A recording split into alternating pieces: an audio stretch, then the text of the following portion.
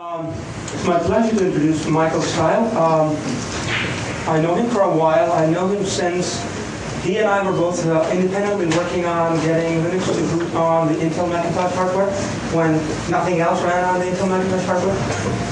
And he beat us to a punch. He was the first one to do it. And he's an interesting guy. He's a kernel engineer for a Fortune 500 company. And he does all kinds of hacking, and a lot of it is just incredible. So he's going to talk about one of those things today, and I hope you enjoy it. Thank you. Yeah, I'm Michael Steil. I founded and I am maintaining the Xbox Linux project, and in this function I participated in lots of the hacking that was going on. Not in all of it, because we started a bit late, but I know quite a bit of what has been done on that. As you know, 24 slides a second, that will be a flicker-free picture, so I will have many, many slides, and I'm going to talk really fast because I have lots of information, because personally, there's nothing more I hate than talks that don't have enough information. Okay, let's start. Whoa. Okay, just kidding. Anyway, let's start with a quotation of Bruce Schneier. He read a paper I wrote about the Xbox security system, and his comment on it was lots of kindergarten security mistakes.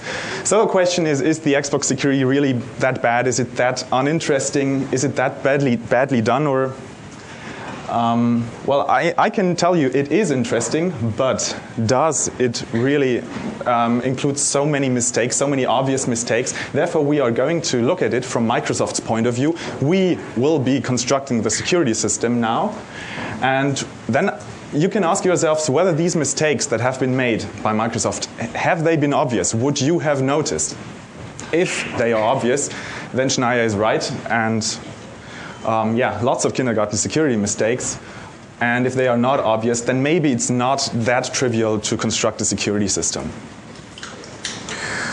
So let's start. Now we are Microsoft. We want to create a gaming console, a video game console. How do we do that? Now imagine it's 1999, and within 2 years of time, we have to release a gaming console. So what do? If we want it cheap and we want it fast, we take PC hardware, we take Windows 2000 software, we all have this already. We take the DirectX libraries and put it in a small enclosure so that it looks nicer. This is fast, this is cheap. The problem is that marketing has to make sure that the press doesn't see it as a small PC, but sees it as a real gaming console, because people associate all bad things with PCs, like long startup times or instability. So what came out of this was some Celeron processor, well, not too much RAM, a GeForce, it even has a hard disk, DVD drive, fast Ethernet, USB, and as an operating system, it's based on the Windows 2000 kernel. So it really is a PC, or in other words, today you could say the Xbox is also a Mac, because a Mac is a PC. But what actually makes a PC? Is it, if you have an Intel CPU and have an x86 compatible CPU, is it already a PC? If you have VGA style hardware, not necessarily. What about all these technologies? Do they define what is a PC? Certainly not, because Sun hardware, STI hardware also has all these technologies. But the point is, the Xbox also has the old 1982 interrupt controller, the old 1982 timer, and even IBM's A20 gate hack. All these legacy components can be found in the Xbox. So if it is a PC, shouldn't it be trivial to run anything on it, like Linux? We want to prevent that. We, as in we are Microsoft, because with a security system, we don't want people to run Linux on it, because the Xboxes are sold at loss and money is made with the games, so people shouldn't buy them and run Linux on it and use them in a cluster or something. Homebrew software is a bad thing, trademark-wise. Copied games are a very bad thing. And also unlicensed games, because money is made with the games and Microsoft gets a fair share of these. So we can address all these 4 threats against our strategy with the Xbox with a single security system. The idea of this security system is obviously to run only authentic code on this. So we have to choose which code runs on it, and every code that is not authorized by us may not run on the Xbox. So execution may only be passed from one part of trusted code to the next part of trusted code. This is called the chain of trust, which reminds us of what the industry has been after for quite a while and which is still interesting right now, which is trusted computing. So the Xbox, in a way, implements these trusted computing principles and takes away control from the user and leaves all control to actually Microsoft, because only they have the keys to authorize software to run on it. So how does this chain of trust work? At system startup, we must make sure that the Windows kernel, which is stored in ROM for faster boot up times, is authentic. It must be checked whether this is the authentic kernel. And then the Windows kernel, in turn, must make sure that the game is authentic, and there is another check. The game can be from hard disk or from DVD. How can we implement this first one from startup? Right on startup, only authentic code may run. Let us look at the Xbox hardware. Now I happen to have one here. If you want to have a closer look at it, I'll pass it around. This one is a bit broken. All the chips are missing. I turned it in for warranty, but they wouldn't accept it. Anyway, that's for those who can see it right now. You have it on the slide. That this is a standard PC. You have a CPU there, which is the Intel Celeron 733 megahertz. You have an NVIDIA Northbridge with integrated GPU. That's exactly what they sold as the Enforce 1 chipset as well. They have a Southbridge there. There's RAM, 64 megs of it, and there is flash, because computers tend to boot off some ROM, which is typically flash. This is how x86 systems start. At the bottom of memory, there's RAM, and at the top, there is flash memory. And an x86 starts from this address. This is the uppermost address of RAM minus 16 bytes. And this must reside in flash or somewhere to make the machine go. Typically, this looks a little like this, sets up the CPU and jumps to some other location, to the beginning of flash, for example. But a hacker could easily just modify the flash or put their own code there and then just do anything with the system what they want. For example, run a hacked version of the original Windows kernel that will allow copied games, for example.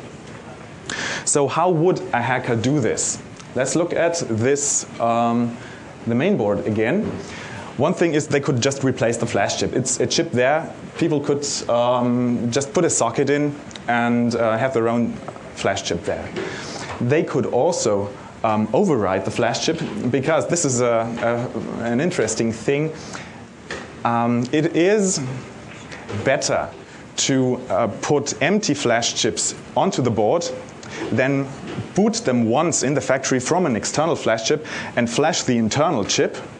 That's a lot cheaper than having them pre-programmed and put them in. Therefore, we must have some override functionality so that it can boot off another bus. So we need this bus for manufacturing purposes. And of course, we must make sure later that nobody else could use this functionality. And the third possibility is, of course, to overwrite, to reprogram the flash chip, because it is writable. So flash might not be such a good idea. We just cannot start directly from flash. What possibilities do we have? Possibility one is we don't start from flash, we put a ROM chip in there. ROM is expensive. But yeah, it buys us that it cannot be reprogrammed, but it can still be replaced. That override functionality is also not necessary because it is pre-programmed. We don't need that functionality, but it can still be replaced. So not a good idea either. Another possibility is to put the ROM chip inside some other chip, or flash, or, well, let's say it's ROM. Put it in some other chip, and then this is very effective because nobody can replace it anymore unless they want to replace the whole CPU. But there's no point in that in a cheap gaming console. That will be more expensive than the whole gaming console.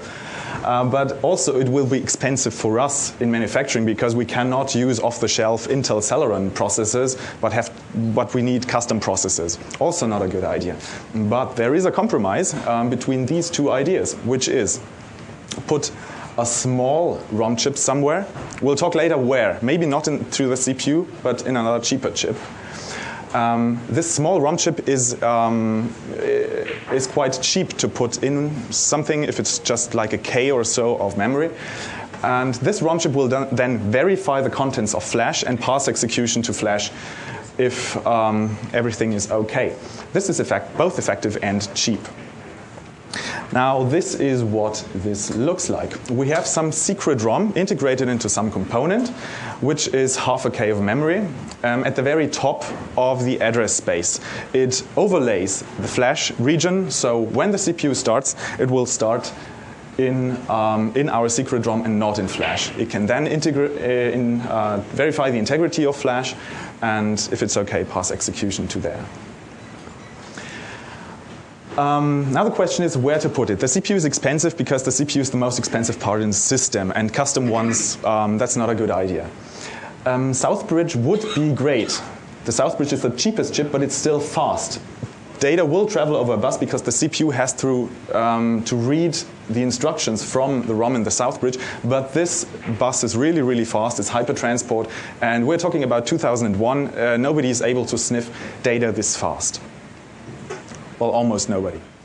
And we just put other ideas in there so that even if it gets sniffed, nobody can do anything with it. Just let's be on the safe side. Okay, but the problem with flash verification is checking and having a signature, an RSA signature with public key cryptography just does not work in 512 bytes. You cannot fit RSA in there. Just checking a hash, that would fit in there. But if we just had a hash, then the kernel could never change. So as long as we manufactured the same Southbridges with the same secret ROM, we would never be able to update the kernel in later revisions of the Xbox. So what we do is we introduce yet another link in the chain of trust. We have a second stage bootloader, the 2BL, which gets hashed by the secret ROM. The secret ROM only needs a hash, so the 2BL cannot change. But the 2BL does nothing more than verify the kernel with an RSA signature. Okay. So what does the secret ROM have to do? It has to verify the 2BL for integrity, and it has to pass control to the 2BL if it's okay.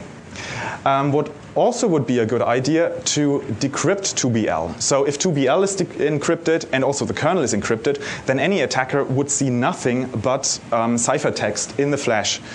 So they have no place to start hacking. But for decrypting, we have to initialize RAM because the decrypted contents have to be stored somewhere. And we really have to initialize RAM. It doesn't work when we start because Microsoft chose to ship even bad RAM chips which couldn't do the spec and which just couldn't do the 200 megahertz. So they get clocked down to I think 180 megahertz. So some games don't run that well on every Xbox. But these chips are cheap, so we have to do a stress test and see how fast RAM goes. But then again, it won't fit into 512 bytes if we have to do this RAM initialization. What we can do is put all non-security critical code outside of the secret ROM and put it in flash. But of course, this cannot be x86 code, because if we call some x86 code in flash, an attacker could just overwrite that with their own code and never return them. Therefore, if we cannot put x86 code there, that's one of Microsoft's greatest ideas, was use a virtual machine. And I actually think that is a really good idea. On the right, you can see how this interpreter looks. It's not all of it. It has instructions like memory accesses, hardware accesses, and some control flow instructions. So you cannot exit this virtual machine, so an attacker could initialize the hardware differently, but that's all a hacker could do if we do our job right. The bytecode is called the X codes. I'll refer to them as the X codes in the future. So memory initialization could look like this. In Xcodes, we set the memory speed to 200 megahertz, then write something to memory, read it back from memory. If it's okay, then go to end. Otherwise, try 5 megahertz less, and so on. That's what that can do. Now, if a hacker has access to the virtual machine or understands the virtual machine, but maybe doesn't have the whole secret code and the decryption and the keys yet, an attacker might still already benefit from that. Therefore, we must make sure that an attacker cannot exploit the virtual machine somehow. If they write Xcodes, because they're not verified for integrity, there's just no space in these 512 bytes to verify them as well. And of course, they have to be flexible for future versions of the Xbox. So when people hack the Xbox interpreter, there are several possible attacks that we have to think about and that we have to prevent actively when writing the virtual machine. That's one of the attacks. The secret ROM is at the very top of memory, so that's this address. We could just use the Xcodes to read the secret ROM, all of the secret ROM, including the keys, and send them to some low-speed bus, like the LPC bus or even the I2C bus, which is on the Xbox. We must prevent that, and that is easy by just masking the high addresses. And this is the assembly code that does that. It just clears the upper 4 bits if we do a memory read, which is okay for hardware initialization. We don't have to read from there. A second attack would be to turn off the secret ROM. There is a functionality in the Xbox to turn off the secret ROM, because as soon as the Windows kernel is running, the secret ROM must be turned off. Because if there's some vulnerability in a game, then the code, the exploit code, the shell code that would run could read all of the secret ROM, and there go our keys. But the Xcodes may not turn off the secret ROM. Otherwise, secret ROM would just disappear and execution would fall down into flash. So we have to check for this code as well. We compare just this simple poke command, and we just do nothing in this case.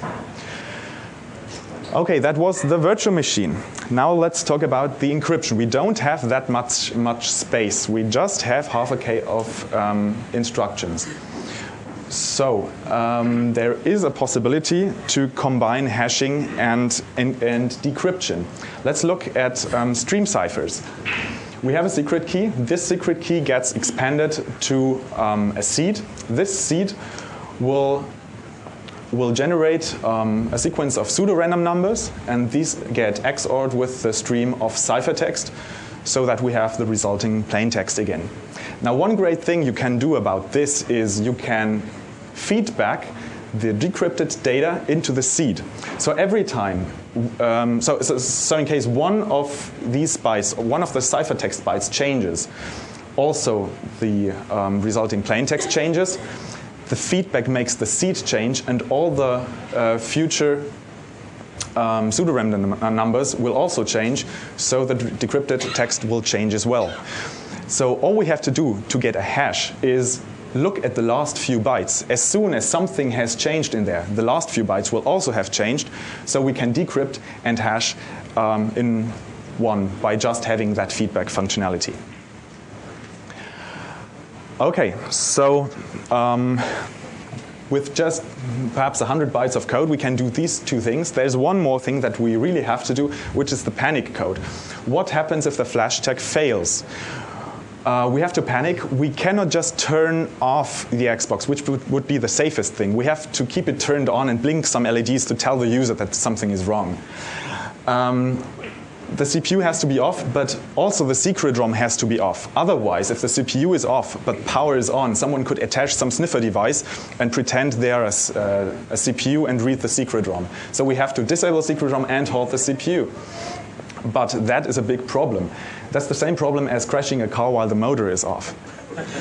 Because if you turn off the CPU and then turn off the secret ROM, well, who would do that?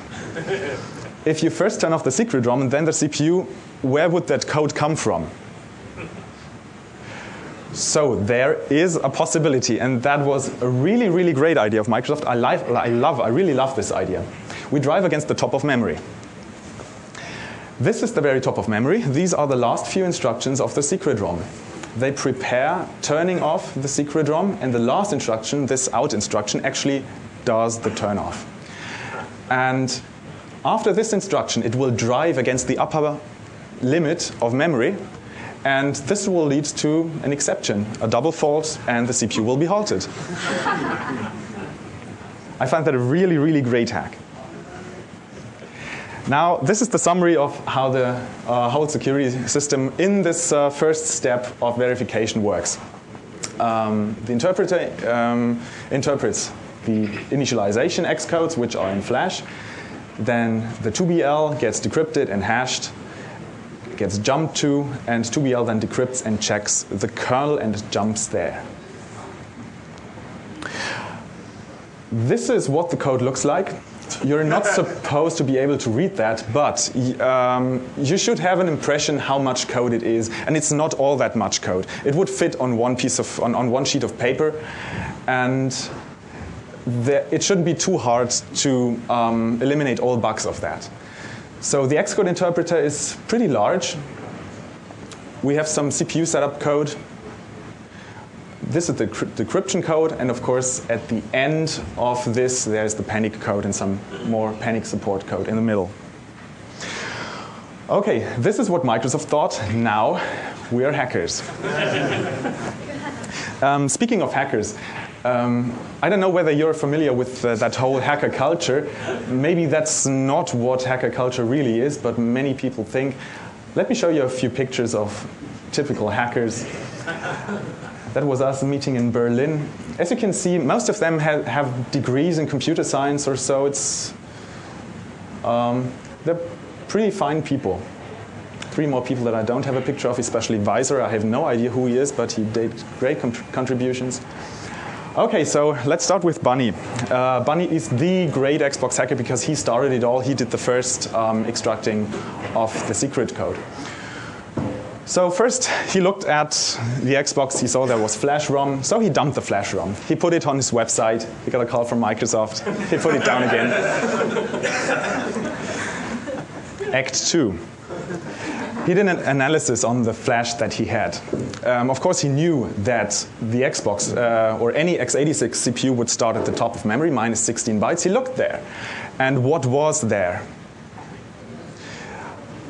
There should be nothing, because the upper 512 bytes of Flash are unused, because secret ROM that he cannot see will be mapped there.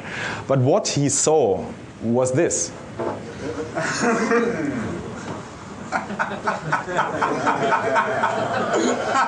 Someone made a mistake there. Well, it wasn't that bad, because it turned out that this is not the actual code. This was an old version of the code. But somehow they linked it there. Bunny found out that this was not the real code. He put his own code there, and the Xbox just behaved the same. So it was an old version of the secret ROM. It had different decryption. It had different keys. The Xcode interpreter was slightly different, and it cannot be used to decrypt anything. So he moved along and tried to find where that secret code was, because he was sure that there must be some secret code somewhere. And he built this small device himself and sniffed hypertransport. Bunny can do that. Yeah, and he had the secret ROM. So he had the actual virtual machine, the actual Office C4 decryption, the panic code. He had all of that. But how does this help us? Because the second stage bootloader is hashed, so we cannot just change the second stage bootloader. What can we do? So let's look again how this decryption and hashing works. Maybe there is some attack there. This is how it's supposed to work with the RC5 cipher. Now the problem is Microsoft used the RC4 cipher without the feedback. So without the feedback, if you change 1 byte of ciphertext, the resulting plaintext byte will change, yes, but there's no feedback, so the key stream will not change from there on, and the last few bytes will just remain the same. RC4 cannot be used as a hash, but they try to. They check for the last few bytes whether they are authentic. the reason why they did it was, as I think, they used RC4 in the beginning. RC4 behaves like this. RC5 does behave like this. And the old version of the secret ROM that we had from Flash worked like this and did it correctly. But they updated it to RC4 for some reason, and yeah, they broke it. So there was no hash. We had the RC4 key. It is in the secret ROM. We had no hash, so we can just encrypt our own stuff, put it in there, let it decrypt. The 2BL check will not fail. It will just succeed, and our code will run. So great. People did that. That was before the Xbox Linux project actually started, and made mod chips. Mod chips with just replacement ROM chips, which had different software on them, hacked software that could run copies of games. The first generation of mod chips disabled the onboard ROM by shortening something and added just a ROM parallel to the onboard flash chip. Then people found out that when disabling the onboard ROM, the Xbox would default to booting of an external ROM on the LPC bus. So everything they did was pretending that the onboard ROM is empty by grounding a single data line. And it will boot off these 9 wires, and you can easily attach a mod chip there. So after half a year, when the Xbox came on the market, there were already mod chips with 9 wires, which were really, really easy to fit. But for Linux, that wasn't that great. For Linux, we had to find something else, because we just cannot ship the RC4 key with our build tools. We would have to re-encrypt our bootloader, and that's just not a good idea to ship that key with our tools. So we had to find a better way. And if we look at the secret ROM again, perhaps there's some other attacks possible. Let's look at the panic code again. I told you I love this, but the question is, does it really work? Does it really double fault at that location? That's also what Weiser wondered. Well, the Earth is a sphere. Yeah, memory is also a sphere. So what happens if you go over the upper boundary of memory? You might start at the beginning of memory again. It's just the 30-second address line that is unconnected. So what if memory really starts at 0 again there? Weiser, that hacker that I know nothing about, thought that it might roll over to 0, so he wanted to put code at 0 and let that check fail to make the system panic. How do we put code at 0? That's RAM. We cannot put code there. We can put code in Flash. We cannot put code in RAM. Yes, we can. The Xcodes can write into memory, and the Xcodes are not verified. We can just add 2 extra Xcodes, which write this jump instruction at 0. So it would look like this. We have these 2 extra instructions which definitely reside in memory. So does it work? Yes, it works. It does not crash, it just executes that. That's a big, big backdoor. But why? Why did this happen? And that's the greatest story, a short history lesson on why this happened. Let's look at old ancient processors. Let's look at x86 style processors. They start from the top of memory, as I've said. And there are other processors which start from the bottom of memory. ROM must be at 0. But the x86, the original x86, had a great feature so that it could boot both of the top or of the bottom, depending on how you wanted to configure your system. Because if you had a memory setup like this on an x86 system, then the unconnected region there would read back FFFF, which is NOP. So it would roll around to 0 and execute your ROM residing at 0. And this is something that still a Pentium 3 does, and the Pentium 3 Celeron. But why did Microsoft not know about this? There are data sheets that say that. The point is, Xbox prototypes had AMD CPUs. And they switched to Intel the very last minute, and AMD CPUs don't have this behavior. And they did not check again. So AMD CPUs do halt on this transition. Well, there might be another hack. It's just 512 bytes of code, but there are several vulnerabilities in there. we looked at this instruction, which is supposed to turn off the secret ROM, so code would fall down into flash. The interpreter would be shut off and execution would go on in flash. This is the code. Again, it compares this single value. But if we look at the data sheet again, we see that there are several reserved bits, and these bits don't do anything. So we can just poke any value up there. These 8 bits, we can use anything, and they do not get caught by this compare.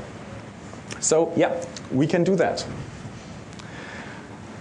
In order to exploit this, we have to prepare a landing zone underneath the secret ROM with lots of knobs and a jump at the end. And this, whoa. Is it me? Yeah. Yeah, okay. So if this code gets executed and hits that single instruction that turns off the secret ROM, and the secret ROM goes away, execution falls down, lands in the knobs, and executes our own code. And that's not the only attack. This is another way to put it. They didn't catch it. Okay, now Microsoft has to react. These hacks have been published, and Microsoft saw RC4 is no hash. They finally understood it, so they reacted. Now the question is, how did they react? How did Microsoft react to finding out that RC4 cannot be used as a hash? A, complete code audit. B, fix the hash. C, wait for more attacks. Or D, do nothing. Now I'm going to ask you, I'll ask the audience, who would do A? Oh, that's quite many people, perhaps a third. B, fix the hash. That's more people, almost half. C, wait for more attacks. 1. Do nothing. 1. Okay. So they fixed the hash, and I'm not saying that this was a good idea. I'll tell you later what would have been the right thing to do. Okay, Microsoft saw that RC4 is no hash. RC5 is not an option. I don't know for what reason. Maybe licensing, maybe some other reason. So they added another hash. But they didn't have any memory left, just a few bytes. They needed a tiny hash. They needed, well, many encryption algorithms can be used as hashes. So what they needed was a tiny encryption algorithm. And what do you do if you're looking for a tiny encryption algorithm? Google helps.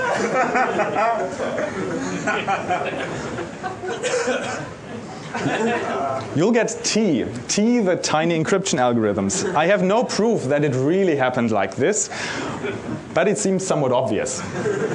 They fixed the secret ROM. They kept RC4 for decryption. They added a T hash, which is really, really tiny. They updated the RC4 key because it's trivial to update it. Well, they knew that Bunny could just dump everything again, but if there's a hash, they are secure. They trashed thousands of Southbridge chips. That's why NVIDIA had a really, really bad Q2 of 2002. They had to throw away lots of these chips with the integrated ROM and make new ones. Obviously, Microsoft blamed that on NVIDIA, and they had to throw them away. It was their loss, not Microsoft's loss. Okay, let's hack them again. Yeah? You didn't say this, but I presume that the secret ROM was in the NVIDIA chip? Yeah, that was in the Southbridge chip that NVIDIA did. NVIDIA did the Southbridge and the Northbridge. Actually, it was AMD technology. NVIDIA licensed that. So why was it NVIDIA's fault if Microsoft shipped them the code? I don't get this. I don't get it either. I don't know why NVIDIA had to trash the chips. Because it's Microsoft. Because Microsoft's bigger. Microsoft's bigger than NVIDIA, yeah. But it was NVIDIA who had the losses. So let's hack it again. It should be trivial to extract that ROM again and find out whether there are some other attacks possible. We could have let Bunny do it, but we preferred to do it ourselves. Now that's the Xbox Linux project. That's where we started. There is an easier way to hack all this. And there is some legacy functionality in x86-based CPUs that you might have heard of.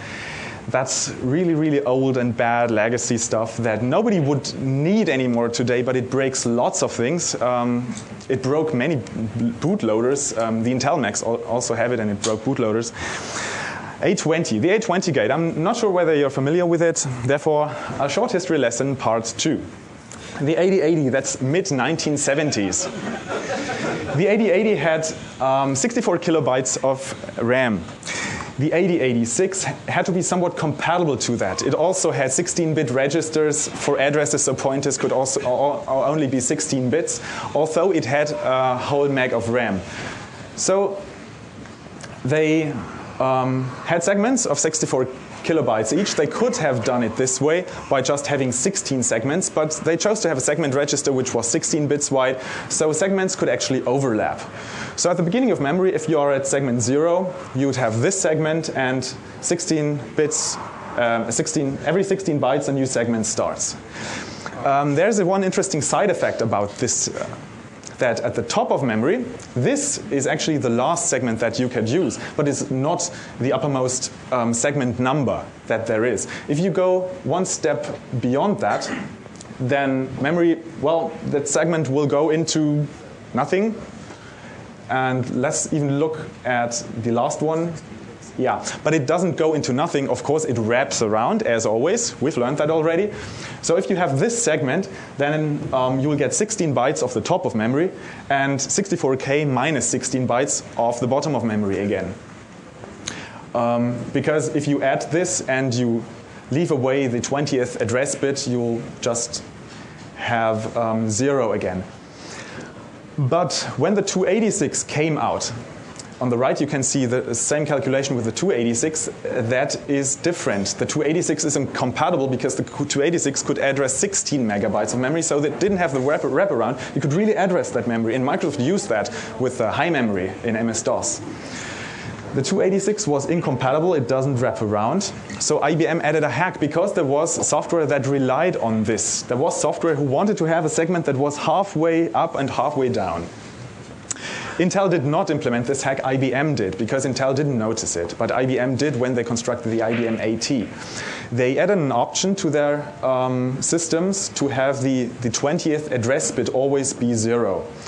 That looks like this. The 286 is connected to RAM with its address bits, and the 286 keyboard controller happened to have a spare pin left. So they connected that spare pin with the 20th address line to pull it down to 0 if code wanted to do that. So the AT booted off with that hack enabled, and software which wanted to use more than 1 megabyte had to enable the A20 gate.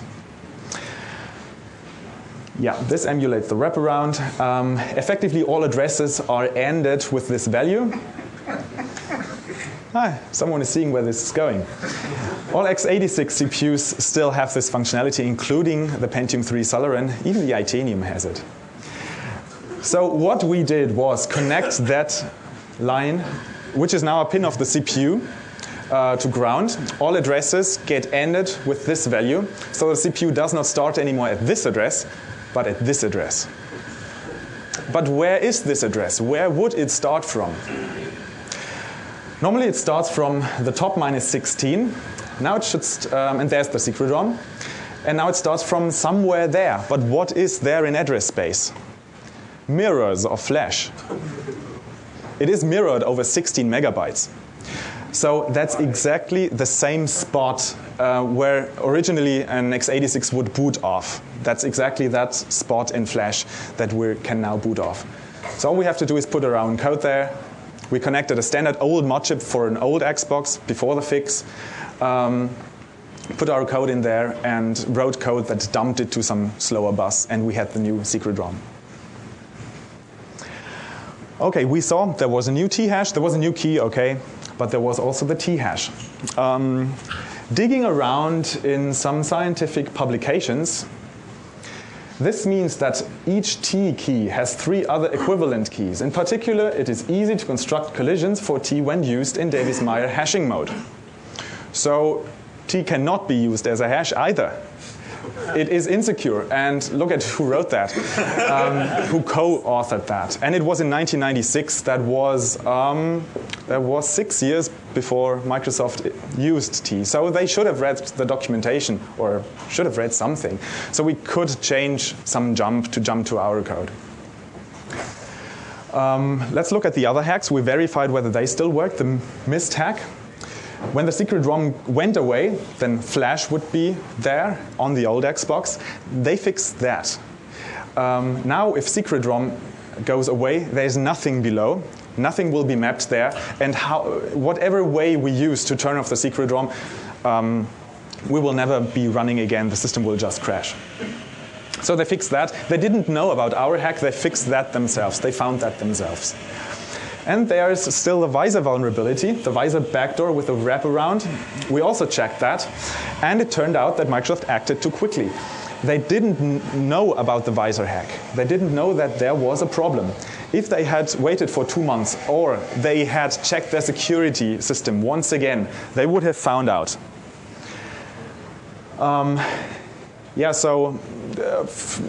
Just fixing it wasn't the solution. Waiting or a code audit, that would have been the solution. So we had no need to hack T. We just could use the old visor wraparound trick. So that wraparound trick would run on all Xboxes, and we could have a single ROM that ran on all machines. So Microsoft never trashed Southbridge chips again.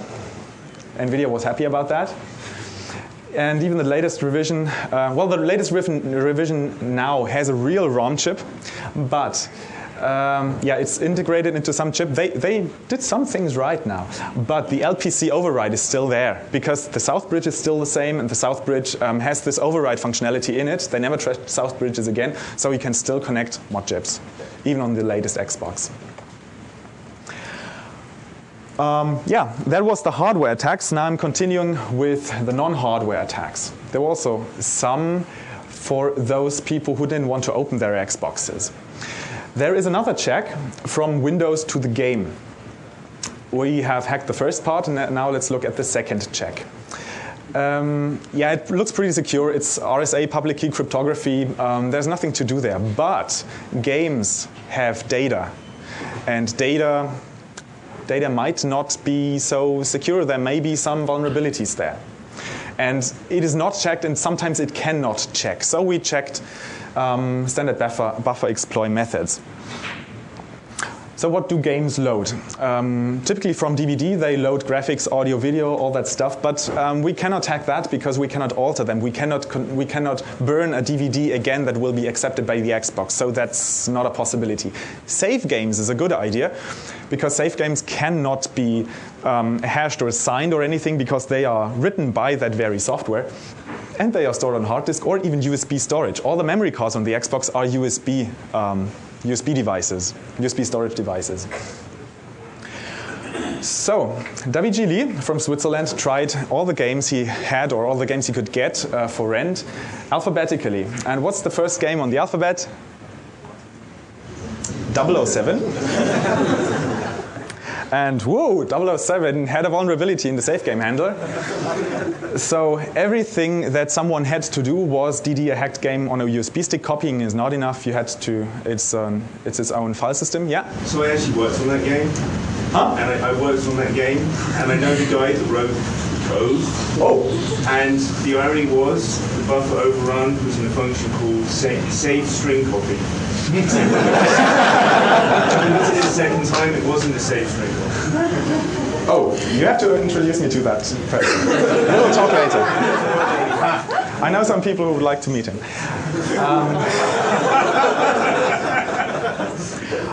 Okay, so everything that had to be done was too bad we didn't have the source code, or else we would also have had the possibility to laugh. Someone just has to load the save game off some USB stick, and that's it. And that's not the only game. There are lots of games, and there are several more that we haven't published. Lots of vulnerabilities. So you can just run Linux. Yeah? So you're telling me that 007 is my boot disk? Yes. 007 is your boot disk. You can run Linux off 007 by just loading a save game. You can call that save game Run Linux. 007 is a nice bootloader. But how can... And the game is of no use otherwise. No offense to your friend, but the game sucks. Let's take But how was that possible? We should be in user mode. It's just a user mode, a data exploit. But all games are in kernel mode, and we have full control. But why did they do kernel mode? That makes little sense to me, possibly speed or something. But there is a problem. Using 007 as a bootloader, so you need the game, you have to buy it, you cannot rent it. You have to run the game every time. You have to you have to look at that video at the beginning. But there is an application on the hard disk. This is the Xbox dashboard. You can manage your save games, you can listen to music, change your settings. This thing is always stored on the hard disk, and it also loads some data. And we could change that data by connecting the hard disk to a PC or something. So what it does, it loads audio files, there are 3D meshes, there are fonts that it loads. But it checksums, of course, audio, 3D meshes. It does not check fonts, and there is a vulnerability in the font handler, naturally. So, what? Stefan Esser was the guy who found that, German security expert. And Jeff Mears actually implemented this hack then. So, when the dashboard loads, it loads our hacked fonts, the dashboard crashes, our code runs. Our code can then load the dashboard again and patch it in memory so that some keys are replaced, that our public key is in there so we can sign, and some menu entries are perhaps changed, and we can run the dashboard again. I have a video here that shows, oh, not too loud. This is an Xbox booting up with a MechAssault game in the DVD tray. The game is starting up right now, showing a small video, showing some animation. The game is loading right now. We have already attached a USB stick and copied the save game onto the hard disk. The game is loading. You'll see the title screen now. We say we load a save game, install Linux is the name of the save game. And now the exploit inside that MechAssault save game has started, and that is now our code running. Actually, it's Microsoft's update code. With that game, there ships an update application which updates the dashboard on hard disk, and we are in charge of the system. We loaded this update application, patched it to copy our data on it, and now we're getting an update with Linux. Takes a minute.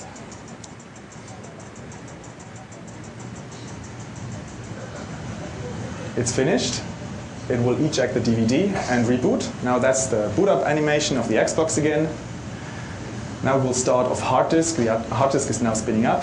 When you see Microsoft, that means the RSA check was okay. Now the dashboard has just crashed. It is reloaded again.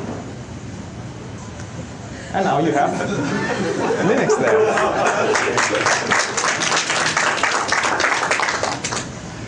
If you have 20 more seconds when the music stops, then you can see how to boot Linux.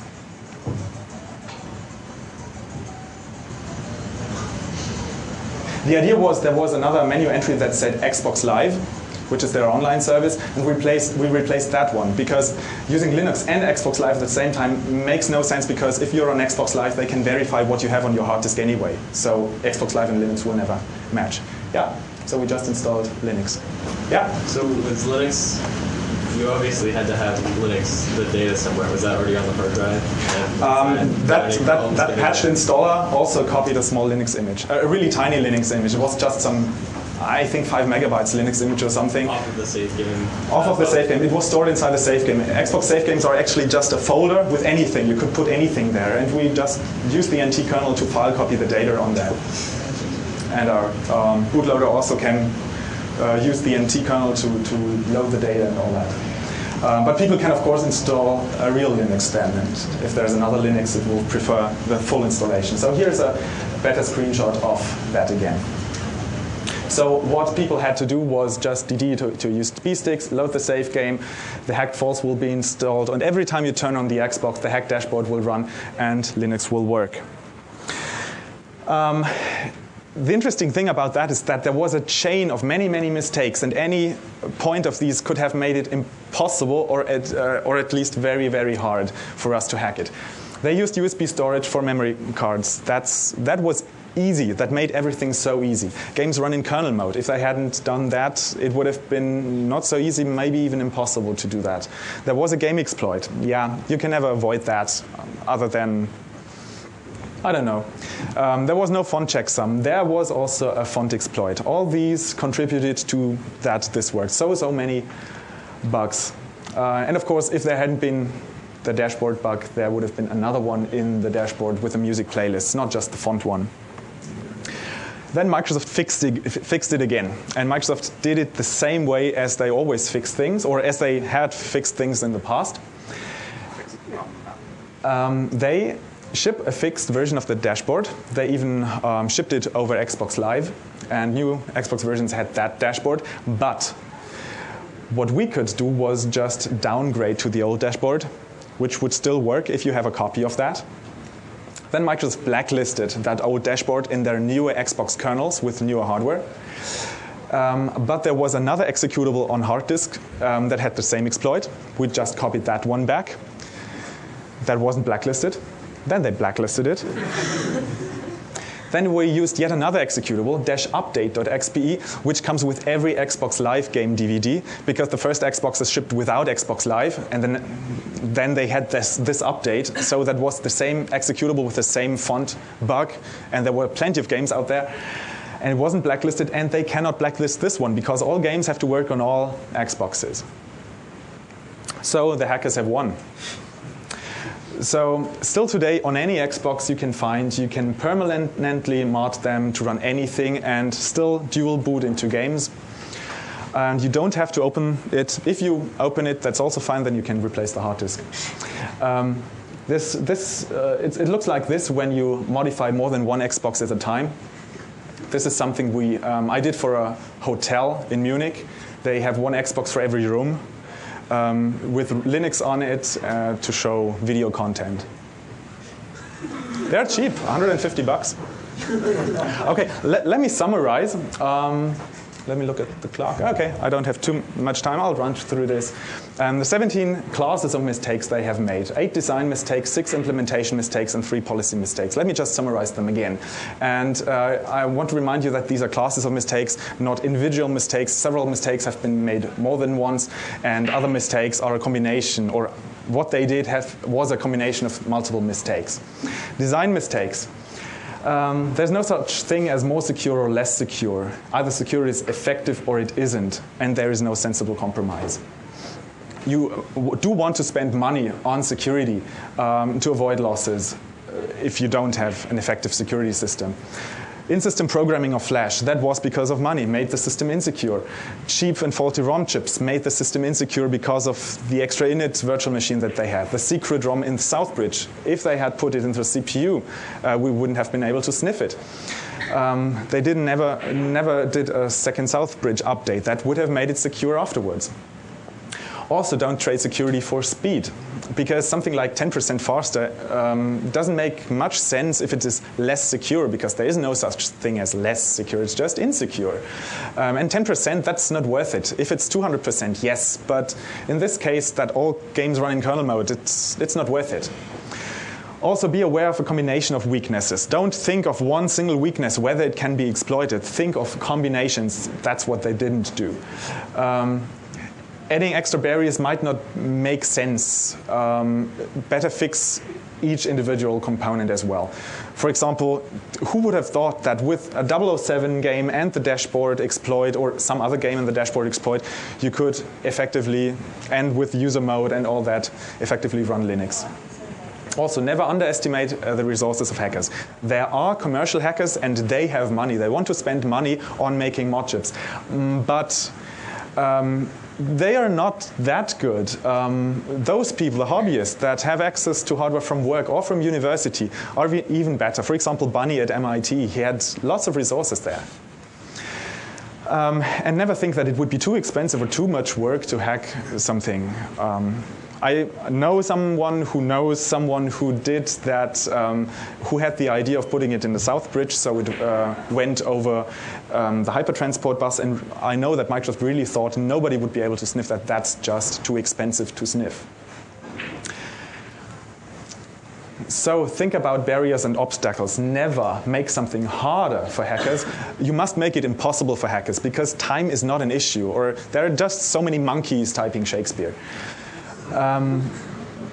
Obstacles never slow down anything, and if you have many, many obstacles there, you might think that's a psychological thing, that your security system is stronger, but it isn't. Instead, use these resources into real barriers. Safe games must be signed. It made no sense, because anyone can sign safe games if the games can. The hard disk is password protected, but you can hot swap it into a PC while both systems are running, so it didn't make a difference. The secret ROM was hidden, but hiding it wasn't the point. The hash would have been the point. And the games are not readable in a PC drive. Also made little sense, because you also could hot swap the DVD drive. Then, don't use one security system against all attackers, because hackers with different goals will unite. There were 4 different hacker groups with 4 different interests. The Linux people, the hacking, the piracy people, the homebrew people. And you must find out who your enemies are, and you have to handle them separately. Otherwise, either directly or indirectly, they will work together. In our case, the Linux, the homebrew, and the copy guys worked together indirectly by just publishing their results and working on what others had already done. Security by obscurity does not work, that's obvious, but Microsoft did it. And of course, something like RSA or SHA works if used correctly.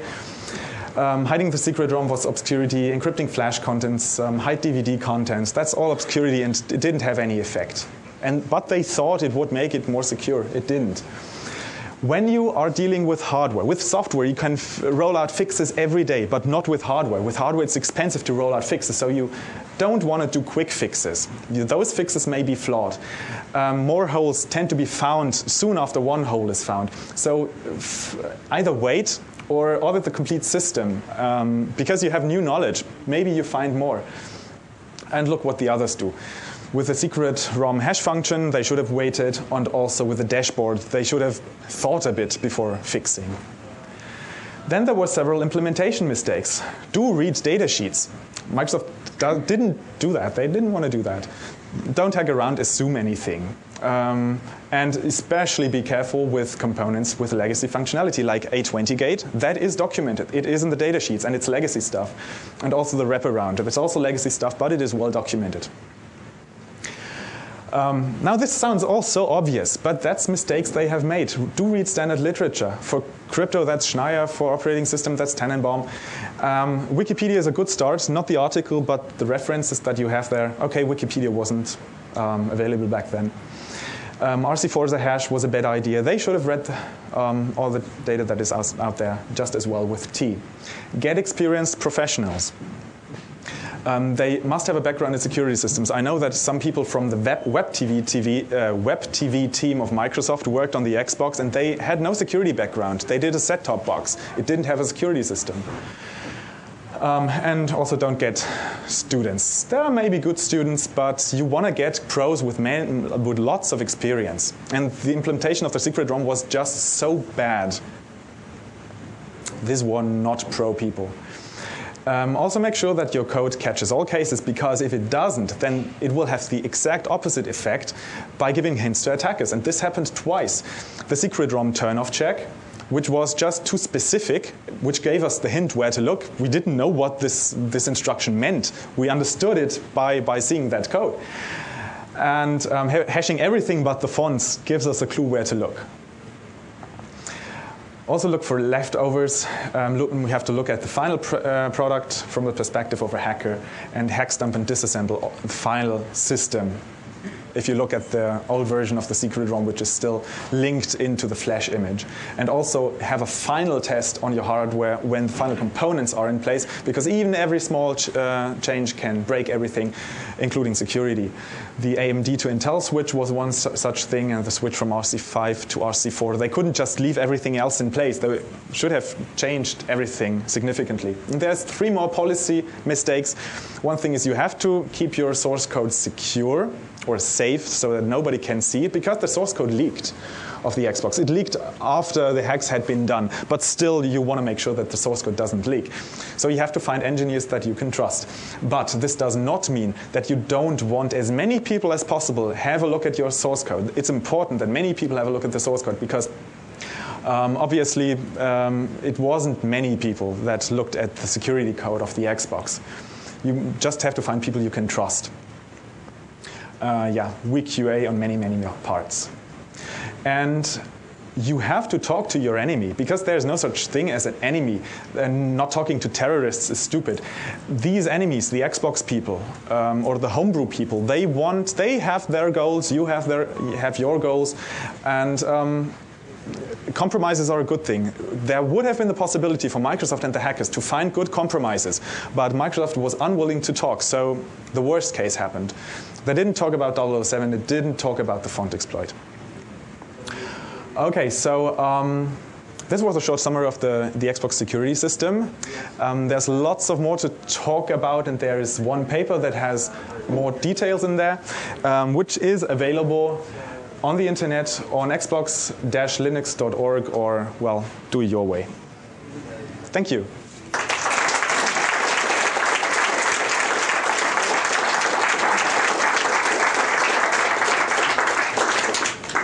I don't know whether we have time for questions, but anyway, I'll start answering. Given this talk at Microsoft? I'm sorry? They're just down the block. I knew an employee of Microsoft, and he tried to convince the managers to invite me there, but he had no luck. But I have given a similar talk before, and it's on Google Video already, so Microsoft has the chance to look at that. Yeah. So, what about the Xbox 360? I can only refer you to a talk that will be given between December 27th and 30th, I don't know the exact date, at the Chaos Communication Congress in Berlin by a friend of mine, and I guess there are some new things about that. The current official state is that there is nothing to do there yet, because the 360 security is very, very good. It's out for a year now, and there hasn't been a major hack yet. You can run copied games. Okay, there was one flaw in the security system, but you cannot run Linux or anything. They implemented a hypervisor, encrypted memory, encrypted per box, encrypted flash chips. That's a pretty good architecture.